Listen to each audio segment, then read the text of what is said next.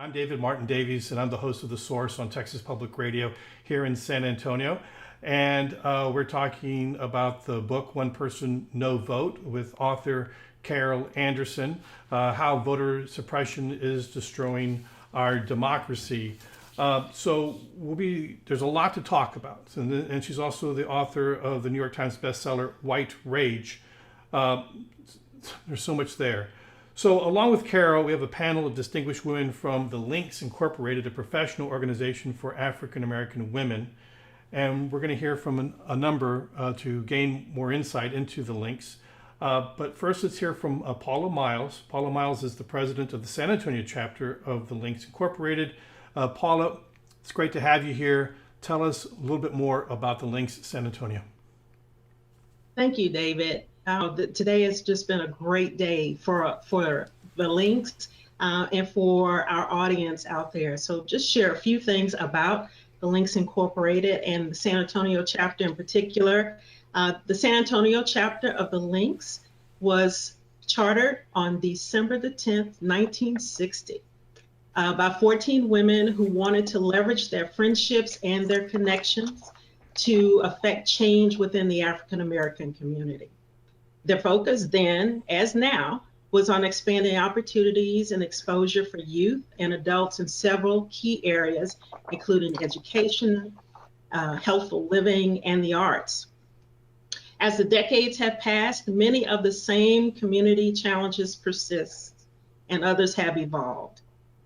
We're in our 60th anniversary year, and I'm happy to say that the San Antonio chapter also persists. And we continue to evolve to meet the needs and to drive transformational change. What hasn't changed, though, is our commitment to friendship and to serving the greater San Antonio community. We have great collaborators, and we are very, very grateful to our partners and our sponsors for supporting the Links Incorporated here in San Antonio, not just for this program, but through all these many years. And I want to thank all of you who have joined us today for being here, our friends, our family, our co-workers, our clergy members, and our Link sisters from all across the country. Thank you so much, and I'm excited about being here today. Well, thank you, Paula, for that. Our next guest is the Links Western Area Legislative Issues and Public Affairs Chair, Sandra Parker. Sandra.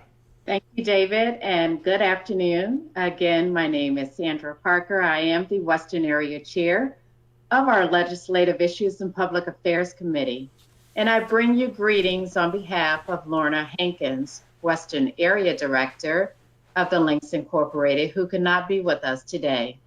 It is an honor to be here in this 60th year celebration of the San Antonio, Texas chapter of the Links Incorporated. And this forum is so timely given we are so close to this election period. You know, 2020 has definitely exposed so much in all of us. And I think what's important is our priorities, our vulnerabilities. I mean, we started this year making a resolve to do better than we did in 2019. This, however, gives us an opportunity to end 2020 strong and prepare ourselves for a better year, a better day in 2021. There will always be peaks and valleys, but our valleys should show us that we have to look up to whom all blessings flow. Just as our parents had great expectations of us, we certainly want to ensure that voting is not only an option, it is not an option, rather, but it is an expectation. It is imperative that we raise the level of consciousness that voting is not an option, but it is expected.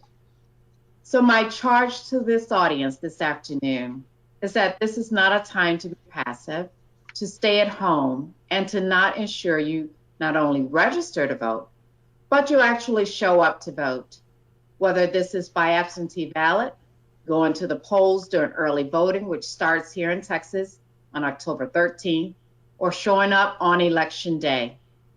Our committee recently published a voting election guide that provides tips for not only our chapters, but all of our constituents to know and take advantage of. Education is knowledge, and knowledge is power. There is power in our voice, power in our vote. And again, good afternoon. And thank you, Sandra, for that. Our next guest is the national president of the Links Incorporated, Dr. Kimberly Jeffries Leonard. And Dr. Leonard, go ahead. Great to hear from you. Good afternoon. I'm so pleased to be here. I want to greet President Paula and Western Area Legislative Chair Sandra, and of course this phenomenal panel. I'm so very pleased to be here, and especially on the anniversary of the San Antonio chapter's the 60th anniversary. What a milestone. So congratulations to you and all of my San Antonio Link sisters. I'm honored to be here to represent the over 16,000 members of the Links Incorporated in 288 chapters, 41 states, the District of Columbia, the Commonwealth of the Bahamas, and the United Kingdom. And we are an organization steeped in friendship and service and have been here for almost 75 years. And as you've heard from both President Paula and Legislative Affairs Chair Sandra, we are laser focused on making sure that in this voting season, so it's not just about election day, but it's a voting season, that we are registering as many people as we can, that we are getting as many people to the polls as we can, that we are making sure that people understand that the census is something that is entirely critical for them to fill out, that this is a right that so many people fought for. We have members who are from ages 101 to 21, and my grandmother just passed 109. And it's not lost on me that when she was born, she didn't have the right to vote. And this was a right that so many people fought for. And we as an organization are working to ensure that everyone exercises that right to vote.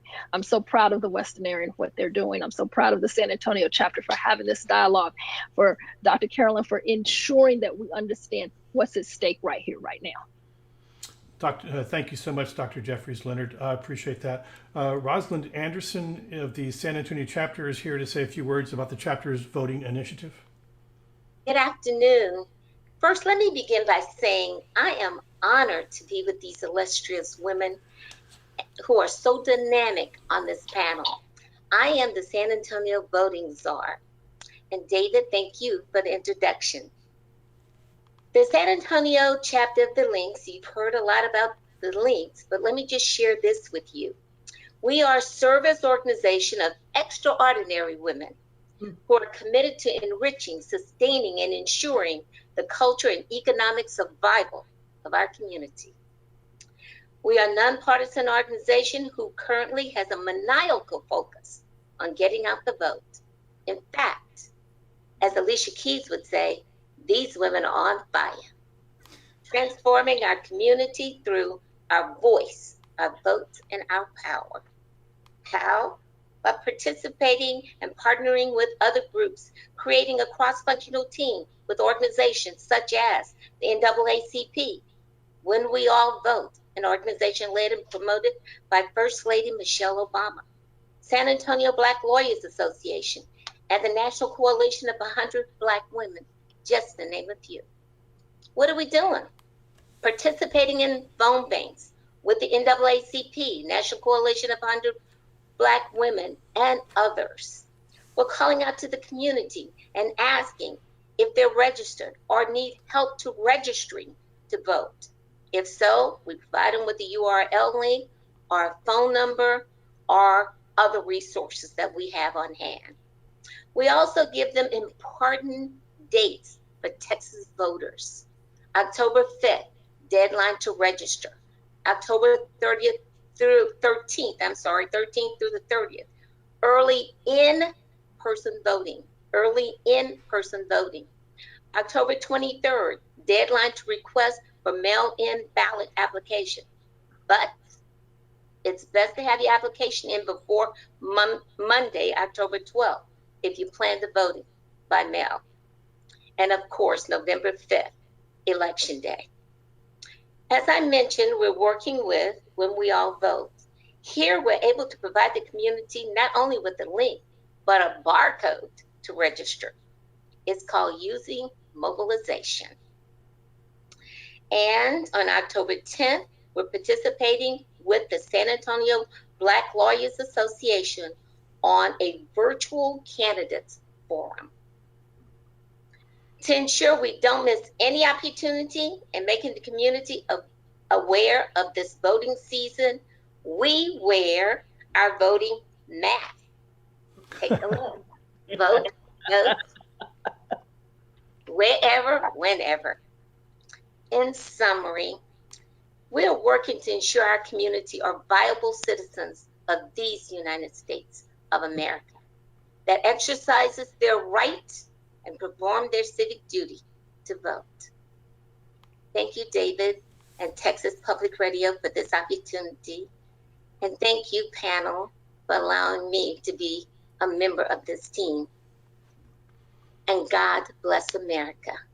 Thank you. Rosalind, thank you so much for those remarks.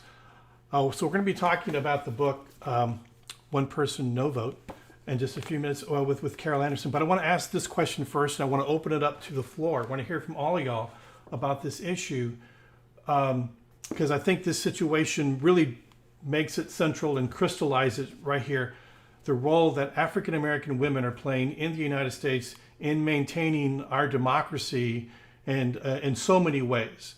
We understand that African American women are the central load-bearing pillar in what we call the Democratic Party, and in so many other ways in the fight for accountability in the streets of the United States right now.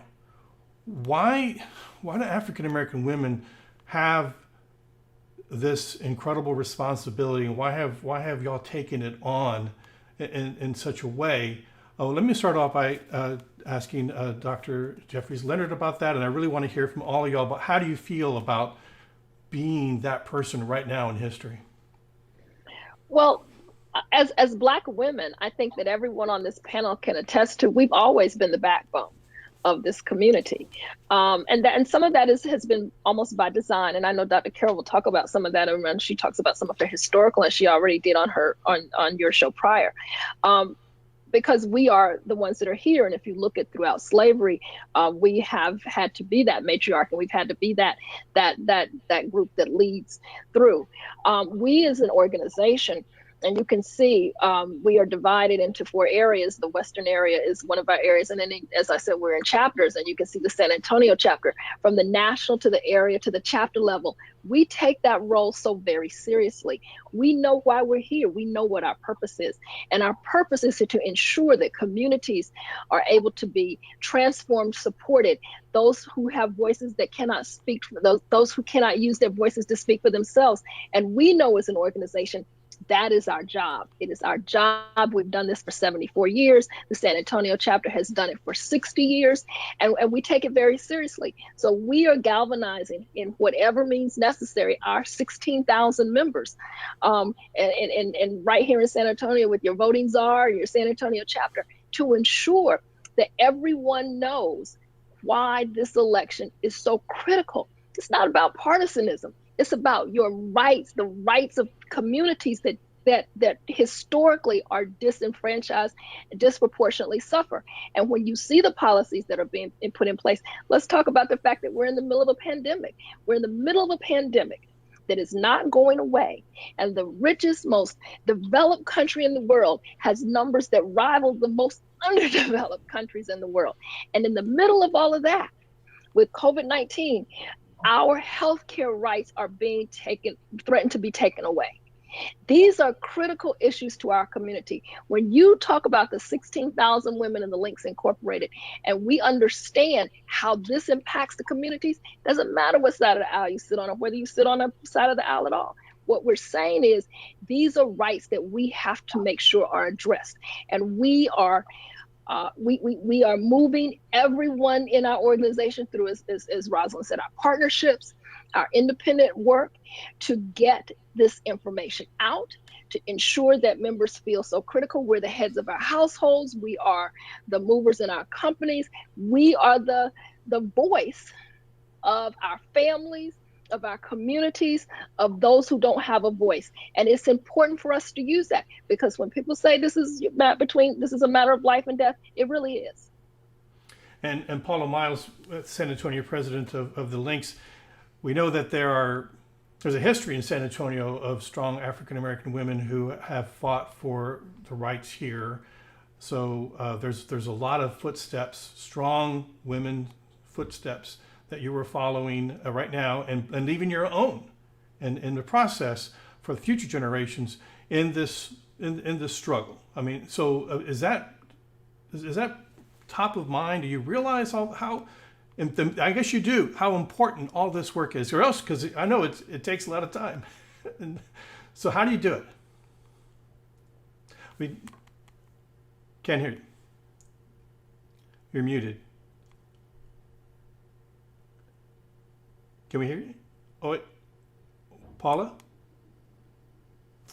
The dreaded muted curse of every virtual event. Can you check your mute? Okay. Well, let me just go ahead and throw that over to Sandra Parker as well. How do you cope with all that? I think one of the items that was discussed earlier is the strength of the organization and how we're leveraging those partnerships. I mean, that becomes even more critical during this time period.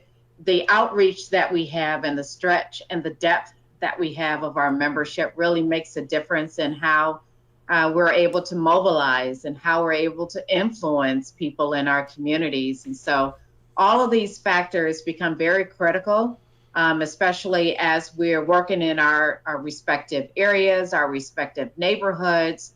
All of these community partners even become more critical as we try to address not only this election, but any other issue that's impacting people in our communities. So those are things that we certainly need to make sure that we're taking into consideration. And Rosalind Anderson, if you could talk real quickly so we can get to Carol Anderson about the role that African American women are playing in this historic time. Well, we've been playing a historic role for years and years, as Carol Anderson has shared with us. It started with our mothers and our grandmothers who have allowed us to stand on their shoulders and have taught us we can't just be good. We have to be better than the best. So we go forward to doing that. As I went to Catholic school and the only Black girl in my class, and I was president of my class, I was asked by the nun, my class was asked by the nun, do you realize she's Black? They said, not only do we realize she's Black, but she helps us to understand that she's Black. And she said, why did you vote for her? Because she's the smartest one in our class. And that's because from my mother and my grandmother, I knew I had to be the best. So this is history as it writes itself today. And Carol Anderson, can you talk about the historic role of African American women right now? Why do y'all have to take this on? One of the things about African American women is that we see the whole. You know, we have this larger vision of community. And in that larger vision of community, we see what the right to vote means in terms of access to quality schools, access to healthcare, access to clean drinking water. So we don't parse things out into these little compartmentalized components, but we see the whole. And in that seeing of the whole, we see the needs of the broader community. And in seeing the needs of that broader community, then what you see, and this is the beauty here, is that you see working with other organizations and working with other women and working and moving these media alliances, all of this together, because when we get whole, when we get well, when we get strong, it benefits everybody. And when we are weakened, what we know, when we are being attacked, when we are being assaulted, when our rights are being undermined, we're like the canary in the mine, as Lonnie Guinier said. That sense that something is really wrong here, and it's going to take us all down. And that is the vision that Black women have had. And we've seen that with Sojourner Truth. We've seen it with Harriet Tubman. We've seen it with Ida B. Wells and Mary Church Terrell and Dorothy Height and these incredible, incredible sisters that I'm on this panel with today. That's what we see, this vision of the whole. And when we do this work, it is empowering, not only for ourselves, but for those with whom we are working. And when that community is so empowered, wow. Wow. Well, allow me as an outsider to impose my view. I see your strength comes from love. And your love for your family, love for your community, love for the nation, and love for what is to come. You want it, and I just see that. I see it in all of y'all, and I thank you for that. And we do have questions. Anyone wants to ask a question, you can submit it here by email to thesource@tpr.org, and we welcome your questions. So to the book, one person, no vote. And so why did you write this book, Carol Anderson? I wrote this book, so it's the day after the election in November. Everybody remembers that moment of where you were. And I'm in my home office and I've got the TV on and I keep hearing, and I've also got my computer up, and the narrative was like, well, Black folks just didn't show up. And they just, because, they weren't feeling Hillary, because, she's Hillary. And you know what? She's not Obama. And so they just stayed home. And I'm sitting up here going, you got to think a little bit deeper than that. Just go just a bit deeper. Because how did you ignore that this was the first presidential election in 50 years without the protection of the Voting Rights Act? And what that meant, because there were lawsuits after lawsuits after lawsuits coursing up all the way to that election, dealing with voter ID laws, dealing with purges, voter roll purges, where you have the Fourth Circuit in North Carolina looking at the state of North Carolina saying, you have targeted African Americans with almost surgical precision. So when you have that, and the narrative is that Black folks just stayed home, which becomes like what I call a narrative of Black pathology, that then allows you to say, well, they don't care about schools, they don't care about their kids, they don't care about families, and they don't care about the vote. So you don't have to have policies that really deal with what's going on wrong. And so I wrote that book to basically uncover the magic trick of voter suppression, because the language sounds so sanitized and bureaucratized and about protecting democracy. But when you pull back the layer, it's like the Wizard of Oz, you look behind the curtain and you just see this little man moving these levers. I am the great Wizard of Oz. And so I wrote this book to go behind that curtain and see the little man pulling the levers, yelling voter fraud, and we must have purged the rolls, and we must have this voter ID to show how the trick is really done. Because once we show how the trick is done, we know how to fight it. That's why I wrote the book.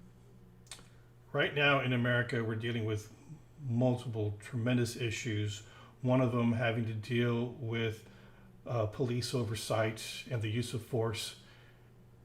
And do you think, Carol, that if we were able to do away with voter suppression, if we had the same glide path for African Americans to vote as we have for white people, that we wouldn't be having this problem that we have now with overuse of force against African Americans in America?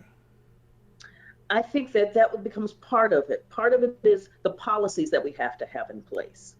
So the policies that were beginning to get implemented, for instance, after Ferguson, that dealt with not providing military equipment to law enforcement.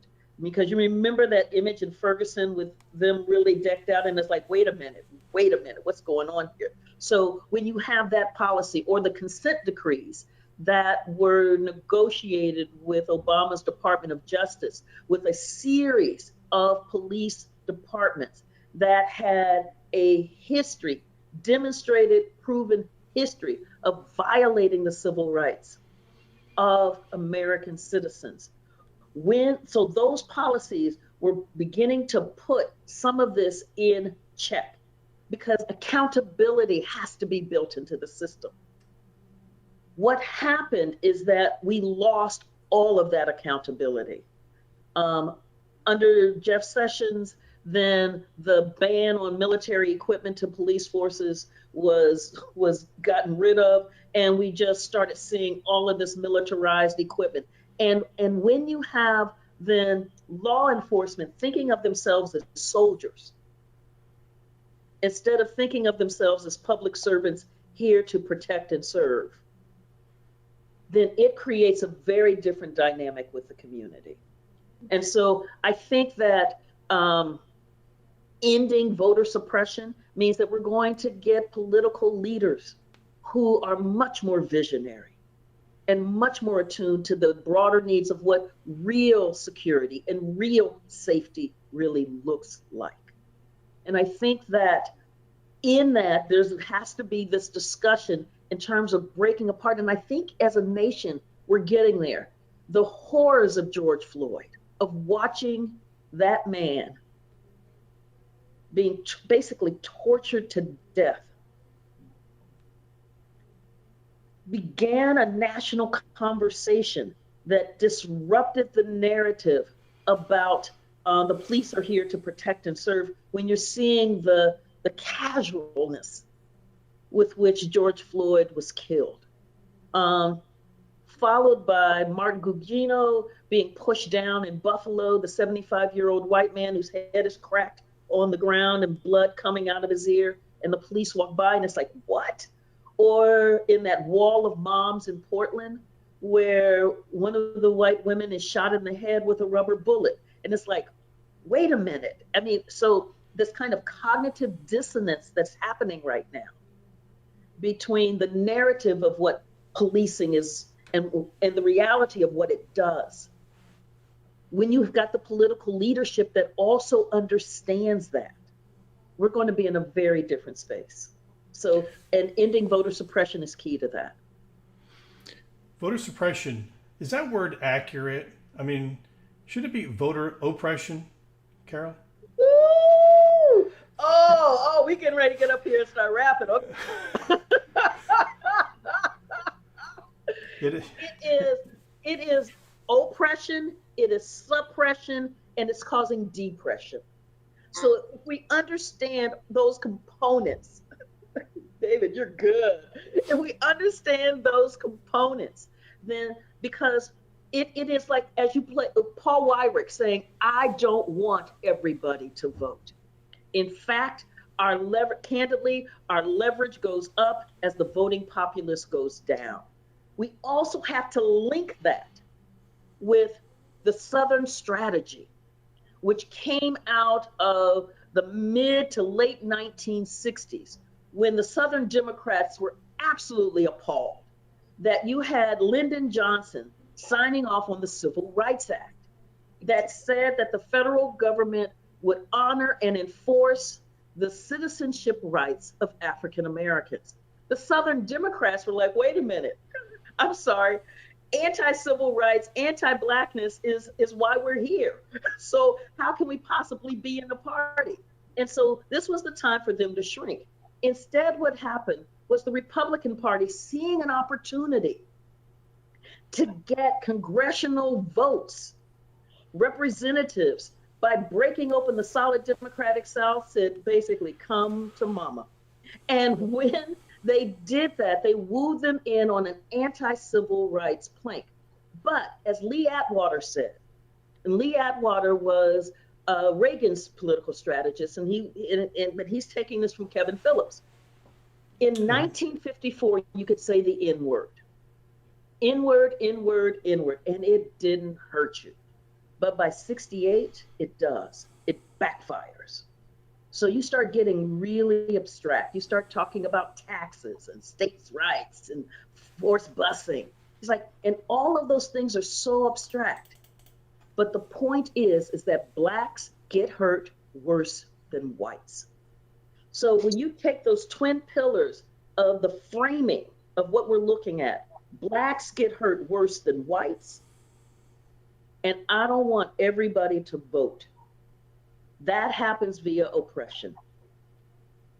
And then you use the policies to bring about suppression. And those policies then bring about voter depression, where people think that this system is so rigged, doesn't matter what I do. I tried to register to vote and I couldn't. I stood in line for 5 hours and I only got a provisional ballot, and then my ballot didn't count. And so when you set up these things that are designed to dissuade people, to get people to believe that this democracy, there's no role in this nation for them, that they don't have a stake in it because it doesn't work for them. That's what we've set up. Now, what we know is that that brings about an alienation within society. Because if people don't believe they have a vested interest in it, we're in trouble. We're in trouble. So, but doesn't voter suppression sort of follow like an if you had to graph it out, and if it would follow this exponential function where you might start off with a few little things to keep a few people from going to the polls, and then the pressure keeps building, and so you have to apply more pressure against it and come up with more creative solutions to surgically keep certain people. And it's like hold them back, more pressure. We need more pressure, and we're at a point right now. It seems like either that's the dam is going to break, or it's going to be taken up to the next level. And I would say that, yeah, you see these little pieces, because I'm a historian, so I'm going to go back a bit. So you see these little pieces, like Georgia had a poll tax in like the late 1860s, early 1870s. And Florida had felon disfranchisement in 1868, and then crafted its criminal justice laws to target African Americans. And in 1882, South Carolina came up with a thing that was like a literacy test. But as poor blacks and poor whites were beginning to really work together because the system wasn't really working for them.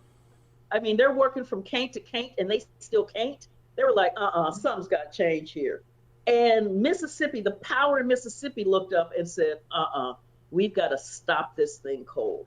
And they combined so many of those measures into a thing called the Mississippi Plan.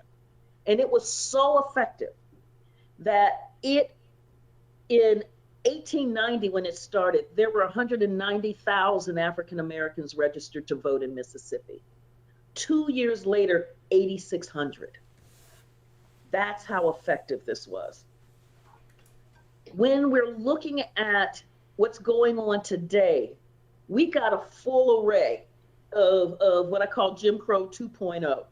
The new version of the Mississippi Plan. We got voter ID, we got poll closures, we got extreme partisan gerrymandering, we've got removal of early voting days. I mean, it's all there.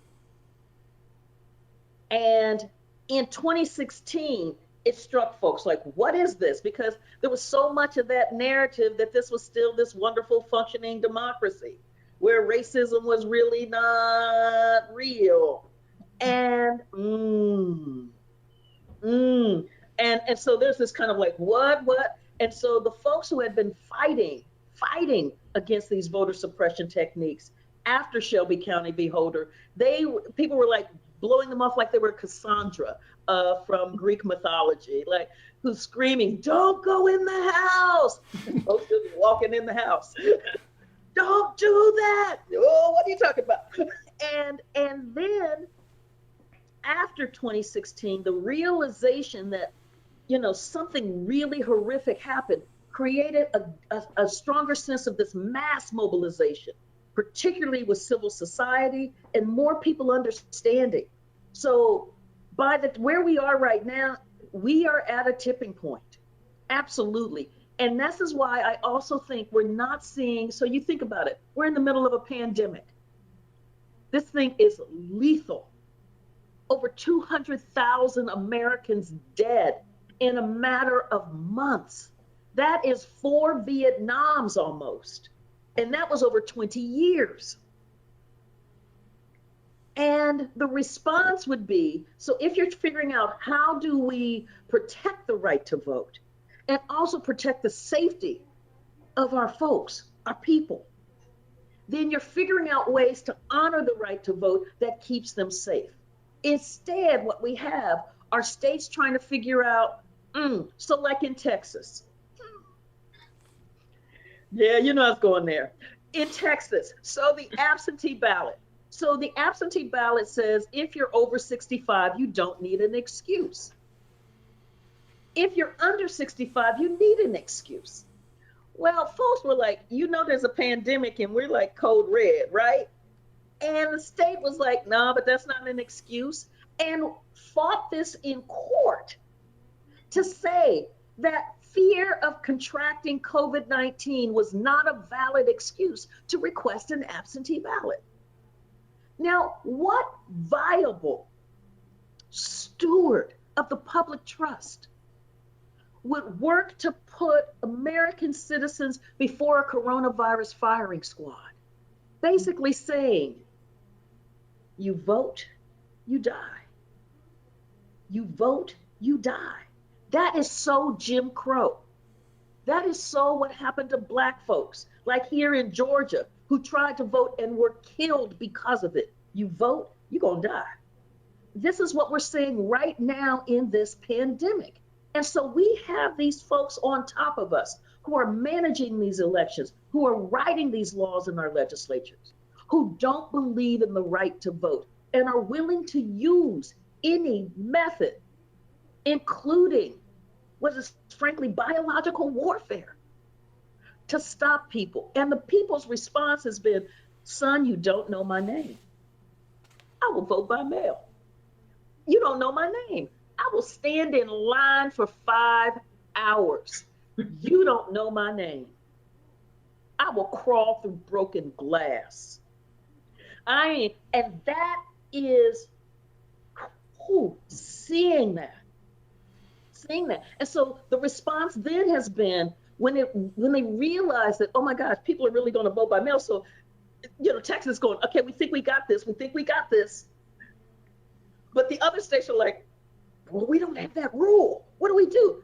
And Trump is like, hey, I got this. I'm going to kneecap the post office. Now, did you ever think we would be in a position in the United States of America where the president of the United States says, I'm not providing funding for the post office. That way we cannot get all of those mail-in ballots delivered on time. Wow. And where you've got his handpicked guy who is sending out orders to dismantle the sorting machines. And when you look at where that dismantling is happening, it's in these targeted spots. And folks are still, you don't know my name. The voter turnouts have been record-breaking in the primaries in the middle of a pandemic. People understand that democracy is on the line. Because if somebody is willing to put you before a coronavirus firing squad, if they're willing to dismantle the post office, imagine what they would do when they don't have to worry about re-election again. Because right now they're on their best behavior. This is their best behavior. People are willing to fight for this democracy, and that is really where the hope is. Many of the people who support Donald Trump call themselves patriots. How does this idea of voting as a right, that people should be able to vote, and me being able to vote should be just as easy and convenient as anybody else. It shouldn't be harder, it shouldn't be easier, it should all be about the same.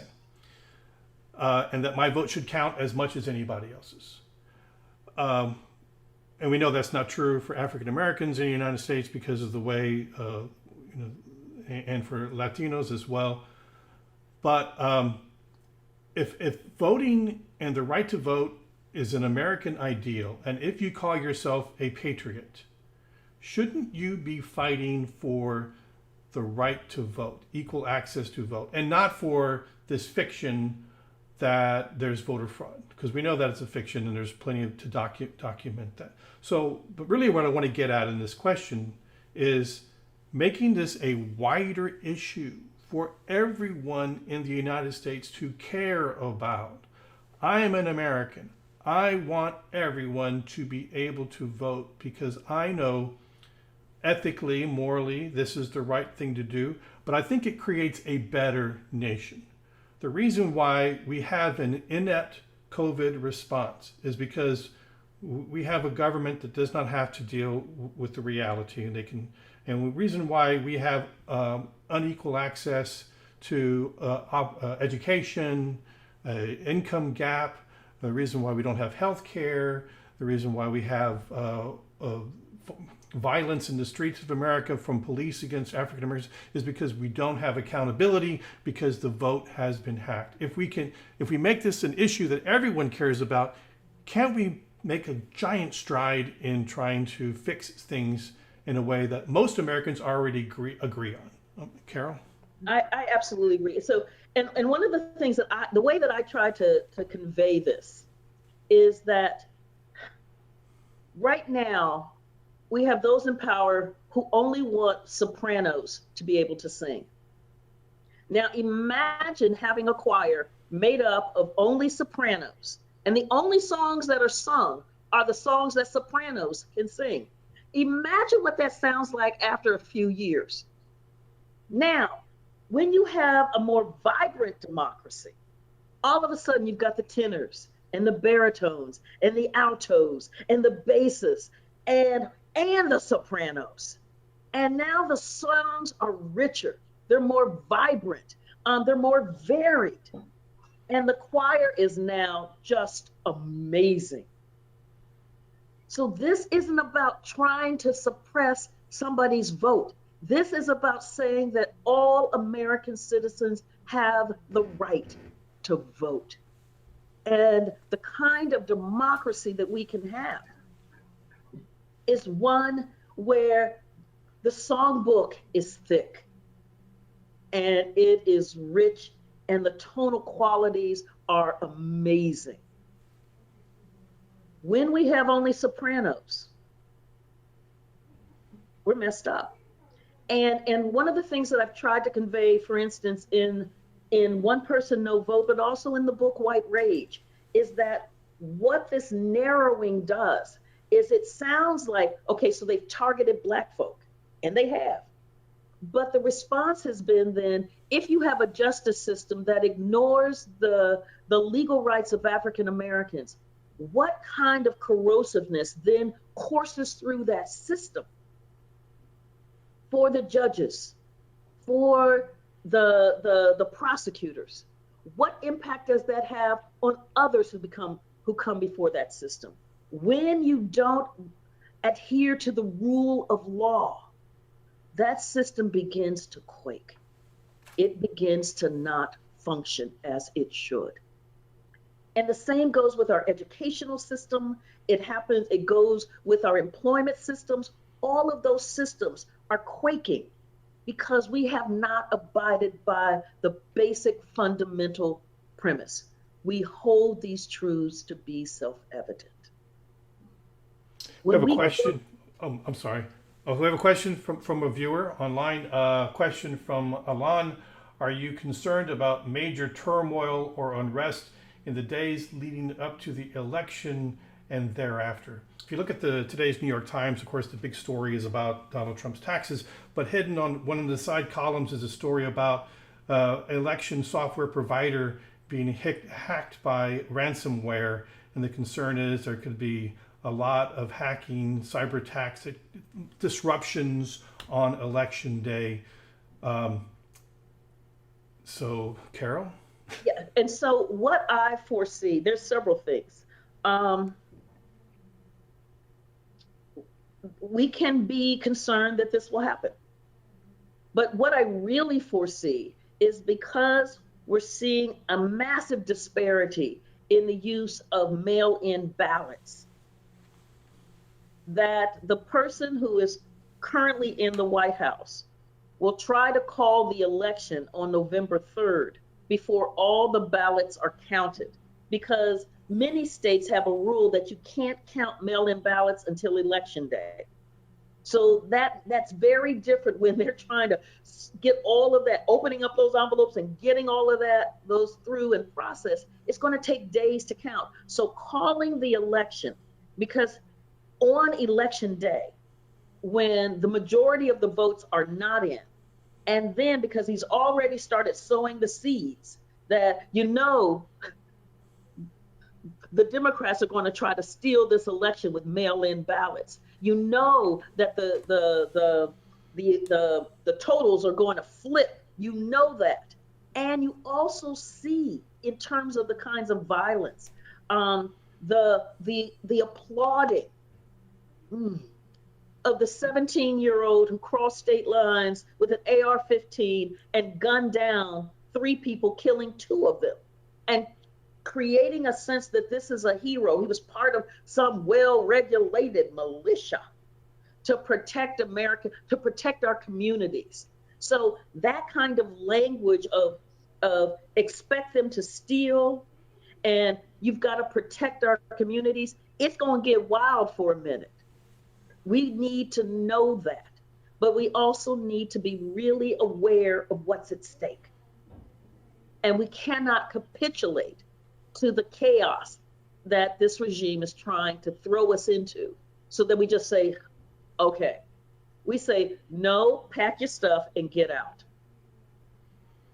That's where, and that was, Paula, that eyebrow that went up, that was a Black woman's eyebrow.